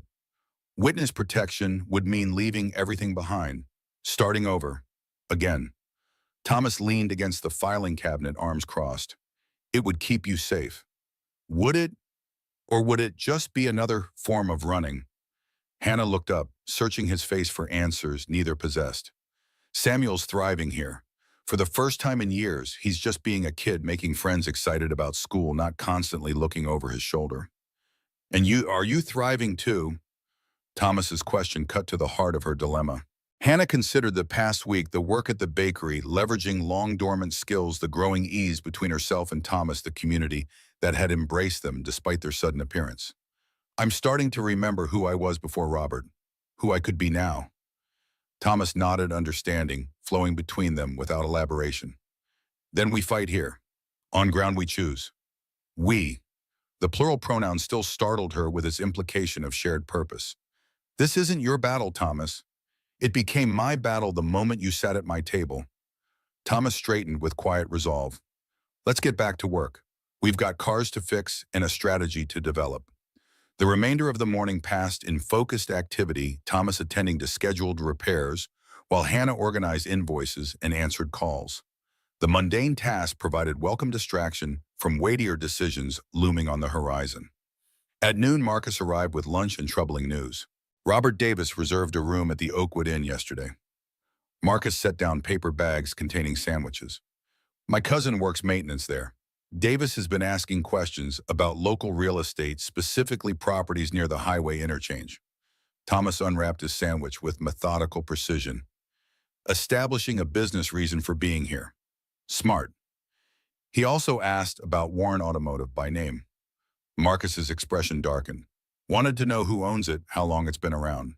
Hannah's appetite vanished. That's what he does before making a move, studies the terrain, identifies leverage points. Then we'd better make sure he finds nothing useful. Thomas pulled out his phone, sending a quick text. I'm calling in some help. Time to show Robert Davis that Oakwood looks after its own. By mid-afternoon, Thomas's statement began materializing into concrete action. James and Pete returned, accompanied by 3 other men, all former military friends from Marcus's church community. They arrived in work clothes, tools in hand, ostensibly helping with the garage projects, while actually establishing a security presence. Mrs. Wilson appeared with Jennifer's mother, Mrs. Chen. The unexpected arrival of Thomas's mother-in-law sent a jolt of anxiety through Hannah, but the diminutive woman's expression held no hostility. You're the young woman Jennifer helped years ago. Mrs. Chen studied Hannah with knowing eyes. My daughter believed kindness creates endless ripples. I see she was right. Before Hannah could respond, Mrs. Chen continued, We're taking the children to my house after school. Richard installed a new security system, and the backyard is fully fenced. They'll be safe there while you deal with this situation. The coordinated support forming around them left Hannah momentarily speechless. These people barely knew her, yet they were mobilizing resources and rearranging lives to protect her and Samuel. The stark contrast to the isolation Robert had engineered throughout their marriage brought tears to her eyes. Thank you. The simple phrase felt woefully inadequate. Mrs. Chen patted her arm with surprising strength. Family helps family dear, even family we didn't know we had. As afternoon faded toward evening, Catherine called with news that sent ice through Hannah's veins. The restraining order has been served to Robert at the Oakwood Inn. According to the deputy who delivered it, his response was, and I quote, papers don't stop bullets. Thomas immediately tightened security arrangements. The children would remain at the Chen's house overnight. Hannah would stay with Thomas with James and Pete, maintaining their watch. The garage would close early, allowing them to secure both business and home before darkness fell. We should call Agent Grayson. Hannah paced Thomas's kitchen, tension radiating from her every movement. Robert's clearly threatening violence. It's not an explicit threat, legally speaking, just a crude observation. Thomas checked window locks, his movements economical and practiced. But yes, we should update Grayson and the local police. Officer Rodriguez arrived promptly after their call, taking detailed notes and promising increased patrols. We'll keep an eye on the Oakwood Inn as well, but without specific evidence of a crime, our options are limited. He's threatened us. Hannah's frustration spilled over. Isn't that enough? Technically, he made a general statement about restraining orders to the deputy serving papers. Not a direct threat. Rodriguez's expression conveyed genuine regret. I believe you, Ms. Davis, but the law requires specific evidence. After the officer departed, Hannah collapsed onto the couch, the weight of Robert's presence in Oakwood pressing against her chest like a physical force. This is exactly how it always goes. He stays just within boundaries while making it perfectly clear what he's capable of. No one can touch him because he never leaves evidence. Thomas sat beside her. Until now, that USB drive is solid evidence. Agent Grayson seemed confident it would support a case. But the investigation could take months. What happens in the meantime? Hannah pressed her palms against her eyes, trying to contain the panic threatening to overwhelm her. Robert won't wait patiently while the FBI builds a case. Then we need to force his hand, making him reveal himself in a way that can't be dismissed. Thomas's voice had taken on a quiet intensity. Draw him out somewhere public with witnesses. Hannah lowered her hands, studying him with growing alarm. You want to use me as bait. Not you. The USB drive. Thomas leaned forward, elbows braced on his knees. Robert doesn't know you've already turned it over. If he believes you still have it and that you're willing to exchange it for him, leaving you and Samuel alone permanently, he'd never agree to that. He knows once I hand it over, I'd have no protection against him coming back for Samuel later. Hannah shook her head, but her mind was already racing through possibilities. Unless he thought I'd made copies. Insurance. Thomas nodded, following her logic. Set a meeting in public. Restaurant, maybe. Tell him you have copies stored safely with instructions to release them if anything happens to you or Samuel.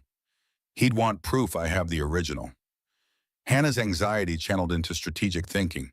I'd need a duplicate that looks convincing enough to pass quick inspection. I know someone who could help with that. Thomas pulled out his phone. Local computer shop owner. Owes me for fixing his delivery van last winter. The plan took shape over the next hour, a meeting scheduled for the following evening at Riverside Diner, where Hannah had first encountered Thomas. The public setting would provide some measure of safety, while the emotional significance might throw Robert off balance. Thomas would be seated at a nearby table, James and Pete positioned outside. Officer Rodriguez, now fully briefed on their strategy, would have plainclothes officers in position to witness any threats or violence. The goal isn't to trap him into taking the fake USB, Thomas explained as Hannah rehearsed the planned exchange. It's to get him to make explicit threats or admissions with law enforcement witnesses present, enough to arrest him and hold him while the FBI investigation proceeds. Hannah nodded, without doubt clawed at her conviction. And if he sees through it, then we go to Plan B, witness protection. Thomas's expression softened. I know that's not what you want, but Samuel's safety comes first always. Always. Hannah agreed, the word carrying the weight of every decision she'd made since becoming a mother. They settled into an uneasy evening routine, both hyper-aware of every sound outside the house. Thomas made dinner simple pasta that neither did more than pick at. They checked in with Mrs. Chen, speaking briefly with the children whose excitement about their impromptu sleepover remained untouched by adult concerns. After the call, Thomas retrieved a small wooden box from the mantelpiece. I want you to have this, just for tomorrow. Hannah opened it to find a simple gold chain with a small pendant, a St. Michael medal worn smooth with the handling. Thomas, I can't. It was Jennifer's. She wore it during her cancer treatments. Said it gave her courage. Thomas closed her fingers gently around the necklace. You don't have to believe in it. Just carry it. For luck. The gesture struck Hannah with unexpected force, sharing something so personal, so connected to Jennifer's memory. I'll keep it safe. Return it afterward. Thomas shook his head slightly. Jennifer would want you to have it. Protection for the journey ahead, whatever path that takes. Morning arrived with a text from Agent Grayson confirming receipt of Hannah's statement in the opening of an official investigation into Davis Properties. The legal machinery had begun grinding slowly toward justice, but offering little immediate protection. Hannah dressed with particular care, selecting clothing that projected confidence and stability, armor of a different sort for the battle ahead. Marcus had insisted she maintain her normal routine at the bakery, reasoning that any deviation might alert Robert that something was planned. The morning shift passed in a blur of cinnamon rolls and coffee orders, Hannah's hands moving through practice motions while her mind rehearsed scenarios for the evening confrontation. Would Robert maintain his public facade of concerned father? Or would the mask slip to reveal the calculating predator beneath? You're overproofing that dough. Marcus's gentle observation pulled her back to the present, nodding toward bread dough that had indeed risen past optimal volume. Hannah punched it down with perhaps more force than necessary. just nervous about tonight. There are so many ways this could go wrong. That's true of most worthwhile endeavors. Marcus wiped flour from his hands. My father used to say that courage isn't the absence of fear, but the decision that something else is more important. Samuel's future, his safety, his chance at a normal life. Hannah shaped the dough into loaves with practiced movements. That's what matters more than my fear. And maybe something else too.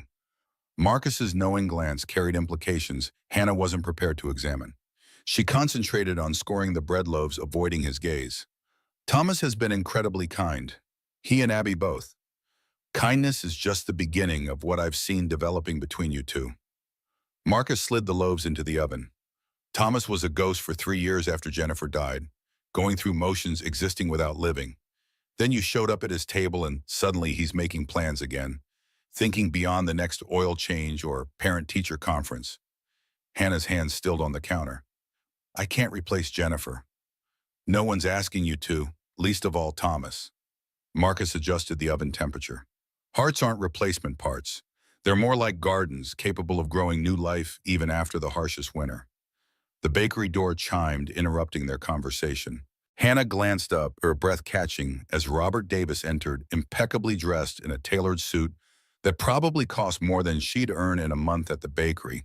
His smile, the public one that had charmed neighbors and colleagues for years, revealed nothing of the calculations surely occurring behind his eyes. Hello, Hannah. His voice carried the precise mix of concern and relief he'd perfected for authority figures and casual observers. You look well, considering the circumstances. Marcus stepped forward, placing himself partially between them. Can I help you, sir? The display case is over here if you're interested in our pastries. Robert's gaze never left Hannah's face. I'm not here for baked goods, just a word with my wife about our son. Ex-wife. Hannah's correction emerged steadier than she felt. And you're violating a restraining order by being here. Am I? This is a public business and I'm simply making a purchase. Robert selected a blueberry muffin from the display case, placing a $20 bill on the counter. Keep the change. The performance was flawless, reasonable man, generous, customer, concerned father. Only Hannah could see the cold calculation behind his eyes, the subtle threat in his relaxed posture. She'd learned to read these signs during years of navigating his moods, anticipating eruptions of the rage that lived just beneath his polished exterior. Our meeting is still on for this evening. Robert's question carried the weight of command rather than inquiry. To discuss Samuel's future, Hannah nodded, once maintaining the fiction they'd established via carefully worded text messages. 7 o'clock, Riverside Diner. I look forward to resolving this situation amicably. Robert's smile never reached his eyes. For Samuel's sake. After he departed, Hannah braced herself against the counter, legs suddenly unreliable. Marcus placed a steadying hand on her shoulder. You okay? He's testing boundaries, letting me know he can reach me anywhere. Hannah's voice sounded distant to her own ears. It's what he does, establishes dominance before negotiations. You're not alone this time. Marcus squeezed her shoulder gently. Remember that.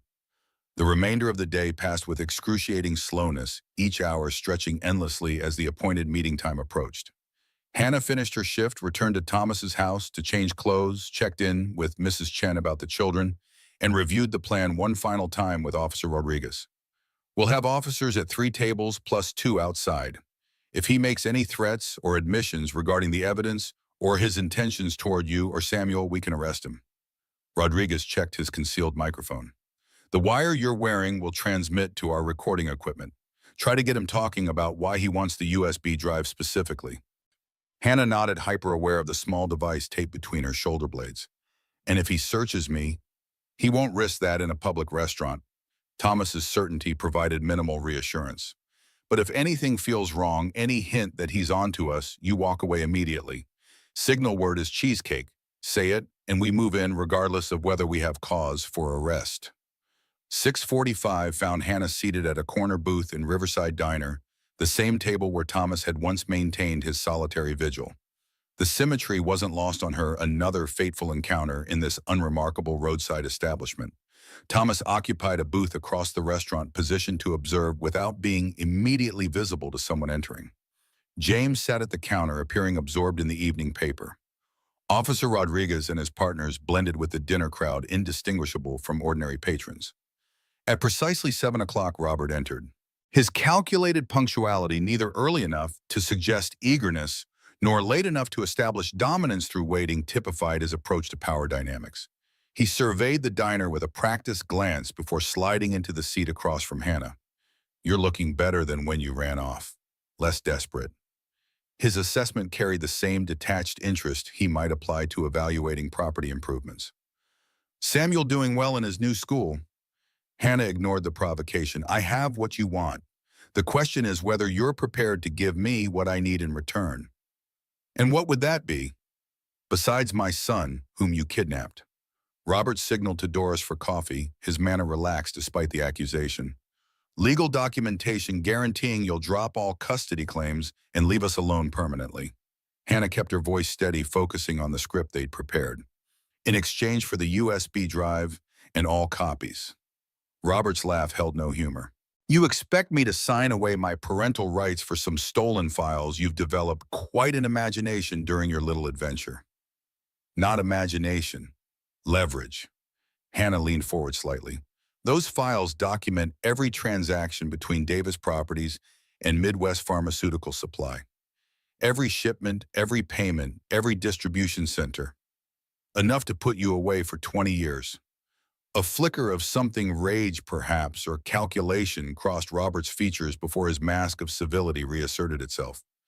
"Those are legitimate business records you've misinterpreted, but returning my property would certainly create goodwill in our ongoing custody discussions." "Stop. We both know what those records show." Hannah reached into her purse, extracting the duplicate USB drive they'd prepared. She placed it on the table between them, but kept her hand covering it. "I want a guarantee in writing that you'll leave us alone. Or what you'll release the files." Robert's smile tightened.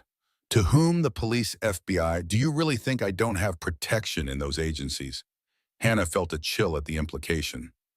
Could Robert have corrupt contacts in law enforcement? Was that why he'd operated with impunity for so long? She pushed forward regardless. "I have multiple copies stored securely. If anything happens to me or Samuel, they go public immediately." Always so dramatic. Robert sipped his coffee with theatrical casualness. "Let me be clear, Hannah. You will return my property wind of it. You will bring my son back to Ohio. You will resume your responsibilities as my wife and Samuel's mother. Or I will destroy everything and everyone you've attached yourself to in this pathetic little town." The mask had slipped, revealing the true Robert beneath the polished exterior. Hannah pressed her advantage. "Are you threatening me? Or perhaps Thomas Warren and his daughter? That would violate several laws, not to mention the restraining order." "The mechanic, is that who you're spreading your legs for now?" Robert's voice remained conversational despite the crudeness. "He seems to have quite the hero complex, saving the damsel and her son. How touching." Hannah felt her cheeks flush with anger, but maintained her focus. "This isn't about Thomas. It's about you and your illegal activities." "It became about Thomas Warren the moment he interfered in my family matters." Robert leaned forward, his voice dropping to a menacing whisper. "Did you think I wouldn't investigate him? The tragic widower, the struggling business, the daughter without a mother. You certainly know how to pick your marks." The deliberate cruelty sparked Hannah's anger. "Leave them out of this." "Too late. You involved them the moment you crawled into his bed." Robert's fingers drummed once against the table, a telling sign of the rage building beneath his controlled exterior. "Here's what happens now. You give me the drive, all copies, and come home with Samuel where you belong. In exchange, I don't burn down Warren Automotive with your hero still inside it." The explicit threat sent ice through Hannah's veins, even as she recognized it provided exactly the evidence they needed. "You would really commit murder over these files. It wouldn't be the first time I've eliminated a problem." Robert's casual admission hung in the air between them. "Remember Martin Collins, the accountant who questioned those same transactions? Such a tragedy when his brake lines failed on that mountain road." Hannah's shock was entirely genuine. Martin's death had been ruled an accident, a treacherous road, bad weather, mechanical failure. She'd attended the funeral with Robert, watched him console the widow with seemingly genuine sympathy. "You killed him." "I protected my interests." Robert extended his hand, palm up. "The drive, Hannah. Now, she placed it in his palm, maintaining the fiction that this was the authentic evidence. You'll never see Samuel again. I've made sure of that. Robert pocketed the drive with a dismissive gesture. We'll see. I expect both of you ready to depart by noon tomorrow. I'll text the location. He stood adjusting his suit jacket with practiced precision. Don't bother alerting your new friends. It would be unfortunate if little Abby Warren lost both parents before her 10th birthday. As Robert turned to leave, Officer Rodriguez approached the table badge displayed. Robert Davis, you're under arrest for making terroristic threats, violation of a protective order, and conspiracy to commit murder. The restaurant fell silent as two more officers emerged from their positions surrounding Robert with practiced efficiency. His expression registered shock, then fury as comprehension dawned. She was wearing a wire. You have nothing without that recording. Actually, sir, we have several witnesses who heard your threats clearly, including your admission regarding Martin Collins. Rodriguez recited the Miranda warning as his partners handcuffed Robert. You have the right to remain silent. Hannah remained seated, legs suddenly too weak to support her weight.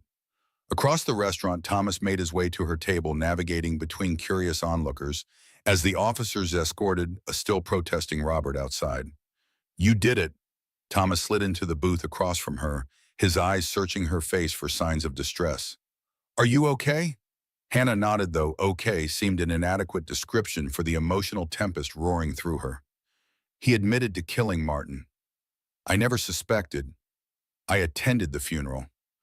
Hugged Martin's wife while standing next to his murderer. Thomas reached across the table, his hand covering hers. You couldn't have known. Men like Robert excel at compartmentalizing their darkness. Officer Rodriguez thinks the murder confession will be enough to hold him without bail. Combined with the financial evidence I provided to Agent Grayson, Hannah trailed off, the enormity of what had just transpired finally registering. It's over. He's really going to face consequences. Yes.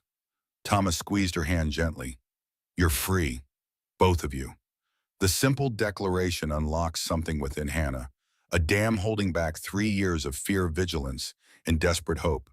Tears spilled unchecked down her cheeks, her body trembling with the release of tension she'd carried for so long, she'd forgotten what it felt like to exist without it. Thomas moved to sit beside her, his arm providing steady support as the emotional storm crested and gradually subsided. Neither spoke, no words could adequately address the seismic shift in Hannah's world. Robert was gone, the threat neutralized. The future, once a narrow path of survival, had suddenly expanded into uncharted territory filled with possibilities both exhilarating and terrifying. Later, after giving her formal statement at the police station and speaking with Agent Grayson about next steps in the federal investigation, Hannah found herself back at Thomas's house. The children remained safely at the Chens for the night, allowing the adults space to process the evening's events. Thomas handed her a mug of tea, the ceramic warm against her palms. Catherine called. The confession about Martin Collins changes everything. The Ohio State Police have reopened the investigation into his death, and with the financial evidence you provided, they are building a solid case. What happens now? Hannah stared into the amber liquid, searching for clarity among the swirling steam. Legally, Robert faces multiple charges in multiple jurisdictions. Catherine thinks he'll be denied bail given the flight risk and the seriousness of the accusations. Thomas sat beside her, his own mug cradled between weathered hands. The custody issue becomes straightforward with Robert in custody and facing criminal charges. You'll be granted full legal rights to Samuel. Hannah absorbed this information, the legal certainty providing foundation beneath the shifting ground of her emotions. And beyond the legal aspects, what happens to us now? The question encompassed territories neither had explicitly explored, the connection forming between them, the integration of their children's lives, the tentative future they might build together. Thomas set down his mug, turning to face her fully. That depends on what you want, Hannah. You're free to go anywhere, do anything. Start fresh somewhere new if that's what feels right. And if staying feels right, the question emerged barely above a whisper, vulnerability threading through each syllable. Then you stay. Build a life here. Continue at the bakery, enroll Samuel permanently in school, find an apartment when you're ready. Thomas paused, something unspoken hovering between them. Or you could stay here with us, not as temporary guests, but as family. The word hung in the air, weighted with meaning and possibility. Family. Hannah tested the concept, rolling it around like an unfamiliar language. I haven't had that in a very long time. Neither have Abby and I, not really. Thomas's honesty laid bare the parallel journeys they traveled, different paths leading to the same destination of loss and loneliness. But maybe that's why this works. We recognize the empty spaces in each other. Hannah thought of Jennifer's yellow kitchen, of Abby's science projects spread across the dining table, of Samuel's laughter echoing through rooms that had known too much silence. She thought of Thomas's quiet strength, his unwavering support, the way he'd risked everything to protect people who'd entered his life through random chance, or perhaps something more deliberate if Jennifer's belief in cosmic connections held any truth. I'd like to stay, see where this leads. Hannah's decision crystallized as she spoke the words. Not rushing, but not hiding from it either. Thomas nodded, relief visible in the softening of his features. One day at a time, we'll figure it out together. The following morning brought sunshine and unseasonable warmth. Hannah and Thomas collected the children from the Chen's house, explaining in age-appropriate terms that Samuel's father had done some bad things and would be away for a very long time. Samuel absorbed this news with surprising equanimity. So we don't have to leave. We can stay here with Mr. Thomas and Abby. If that's what you want, sweetheart. Hannah watched her son carefully for signs of distress. Samuel considered this with the solemn deliberation of childhood. I like it here. My teacher says I'm good at science, and Abby's teaching me chess. Very badly, Abby interjected with a grin. He keeps trying to move the rooks diagonally. That's because the castle should be able to go anywhere.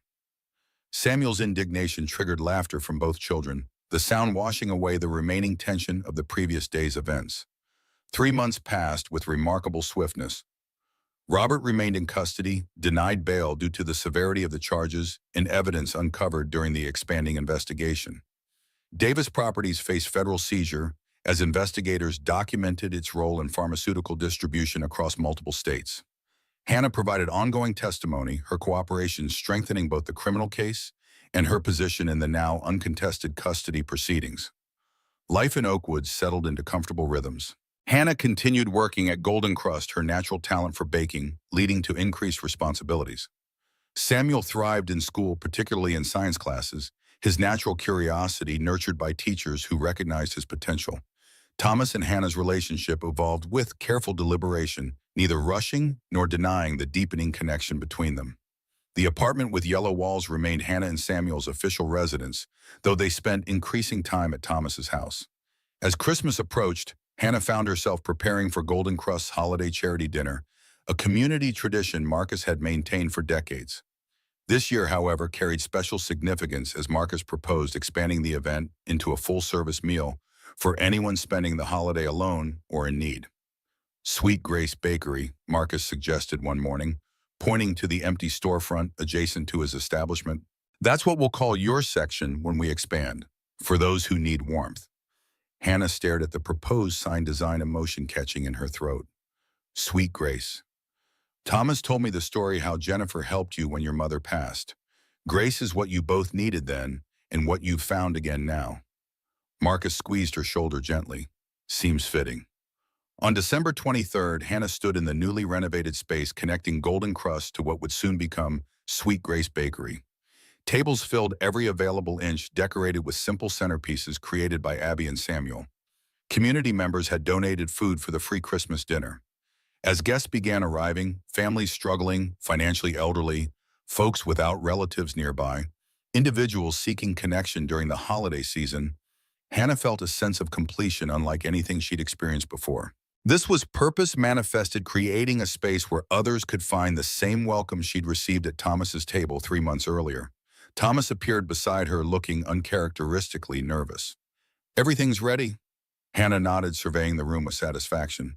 Mrs. Chen is supervising the kitchen. The children are handing out cookies shaped like stars. Perfect. Thomas hesitated, his hand slipping into his pocket. Before everyone arrives, there's something I wanted to ask you. Hannah turned toward him, noting the unusual tension in his posture. What is it? Thomas withdrew a small velvet box from his pocket. This isn't a proposal, not yet.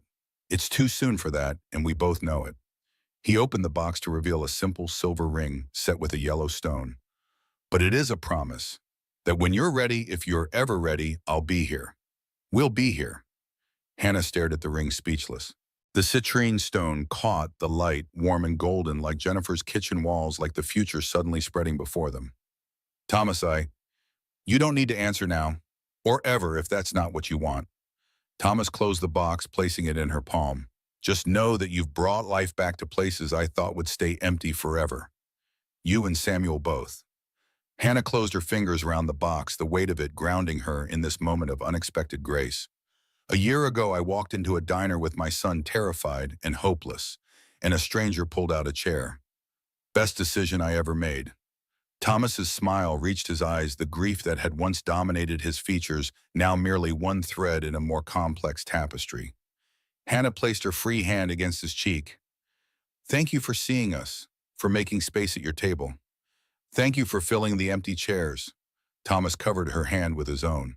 For helping me learn that some tables set for loneliness end up feeding love instead.